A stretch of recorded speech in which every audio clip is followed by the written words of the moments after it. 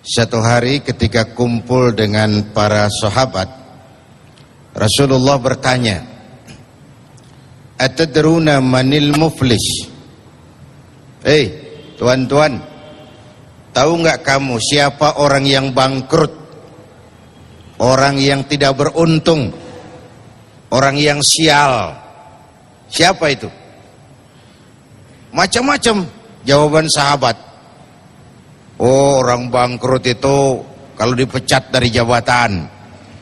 Orang bangkrut itu kalau dagang tidak laku. Ada yang jawab, al-muflisu fina man la dirham lahu wala mata'. Menurut pendapat kami, orang bangkrut orang yang enggak punya duit. Apalagi mau lebaran kayak begini. Siapa yang punya duit raja, yang enggak punya duit silakan selamat ngelamun. Orang yang punya duit sama yang enggak punya duit, Pak, jangan gaya hidupnya, gaya jalannya aja beda tuh. Bener. Ya kelihatan aja. Jangan gaya hidupnya, gaya jalannya aja lain. Tapi apa jawab Nabi? Bukan. Orang sial, orang bangkrut bukan yang nggak punya duit, bukan yang kerja dipecat, bukan. Innal muflisa min ummati, orang yang bangkrut dari golongan umatku. Nabi tidak cerita Yahudi, Nasrani, tidak. Orang yang bangkrut dari golongan umatku. Mayyati yaumal qiyamah bisolatin wa siyamin wa zakatin. Orang yang besok di hari akhirat dia datang menghadap Allah dengan membawa pahala puasa, pahala solat, pahala zakat, karena dia ahli ibadah di satu sisi. Tapi di sisi lain dia datang bawa dosa karena pernah mencaci maki orang, pernah memfitnah orang, pernah mengalirkan darah orang tanpa alasan yang benar, pernah mengambil harta orang tanpa alasan yang benar. Ini orang bangkrut. Satu sisi bawa pahala ibadah, sisi lain bawa dosa kepada sesama manusia. Apa yang terjadi? Enak dia laporan, Tuhan lapor, ini pahala solat saya, dia bilang. Dari kiri datang orang, sebentar Tuhan, dia memang tukang solat, tapi waktu di dunia saya pernah dicaci maki. Tanpa salah, lidahnya kasar, tajam lidahnya itu. Saya dicaci maki, saya nggak bisa menuntut balas di dunia, saya menuntut keadilan di sini. Benar orang nih kau caci maki? Benar Tuhan, benar. Saksi ada. Siniin pahala solatmu, kasih orang yang kau caci maki. Tuhan, ini pahala zakat saya. Datang lagi orang, sebentar Tuhan, dia memang bayar zakat, dia memang suka-suka sedekah, tapi dia mengambil harta saya tanpa alasan yang benar. Benar itu? Benar. Siniin pahala zakatmu, kasih orang yang hartanya kau ambil. Pahala dipretelin, dosa dikasih. Bangkrut nggak itu? Bangkrut nggak? Pahala dipretelin, dosa dikasihin.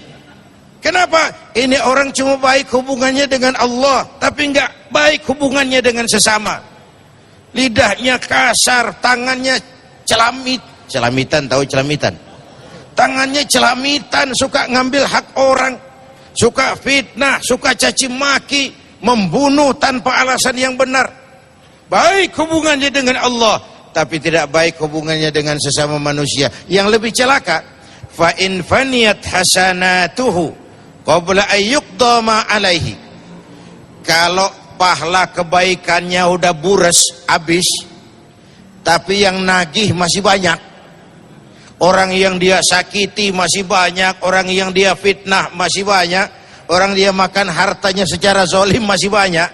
Pahalanya udah bures, yang nagih masih banyak. Apa yang terjadi? Ukhiza min khatayahum, kata Nabi, diambil dosa orang yang dia fitnah, dia caci maki, dia sakiti, faturihat alaihi, diberikan kepadanya. Na'udzu, gimana nggak bangkrut? Pahala dipretelin, dosa dikasih. Masih belum nutup, dosa orang yang kita sakiti diambil, dikasihin ke kita. Apa enggak bangkrut ini? Ibarat orang dagang, modal bures, tagihan utang datang terus. Enggak kebayar, beban utang diberikan ke kita. Ini orang yang baik hablum minallahnya, tapi tidak baik hablum minan nasnya. Inilah perlunya silaturrahim. Dosa kita kepada Allah, taubat langsung kepadanya, sonder calo. Tapi dosa kepada sesama, sekali lagi, Allah belum akan memberikan maaf kalau kita belum minta maaf kepada yang bersangkutan. Inilah lahirnya tradisi mudik ini, supaya orang bisa bersilaturahim, saling memaafkan. Terutama tentu yang paling aula, paling utama dilakukan silaturahmi itu ibu bapak. Ini keramat hidup. Ini keramat hidup ibu dan bapak itu. Tidak ada bahagia yang tidak bisa ditegakkan tanpa restu orang tua. Aneh kalau kita senang ziarah Sultan Hasanuddin, bagus. Ziarah Kalijogo, bagus. Ziarah Sunan Ampel, bagus. Tapi kalau keramat hidup yang di rumah ibu bapak disia-siakan, itu konyol. Itu terbalik. Yang utama tuh ibu bapak. Setelah itu kerabat, suami kepada istri, dan seterusnya dan seterusnya. Begini, ada sahabat mendengar Rasul mengucapkan amin 3 kali. Sahabat tanya, ya Rasul ada apa? Malaikat Jibril berdoa. Kemudian saya mengaminkan. Lalu doanya 3 macam permohonan.